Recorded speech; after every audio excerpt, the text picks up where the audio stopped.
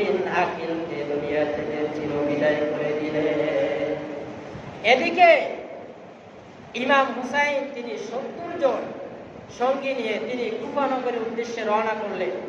ওই যে আপনারা শোনেন না যে কারবাল্লা, এই কারবাল্লা নামক স্থানে যখন ইমাম হুসাইন তার সঙ্গী সাথী নিয়ে কারবাল্লা নামক স্থানে যখন পৌঁছলেন, তখন রাত হয়ে গেছে।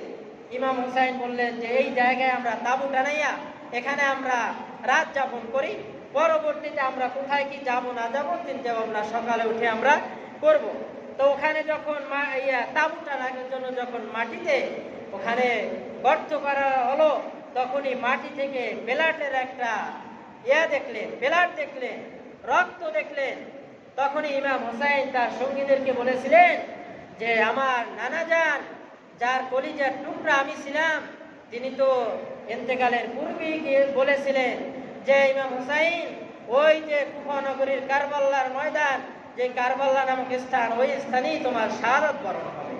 হয়তোবা সেই স্থানে এসে আমরা পৌঁছেছি।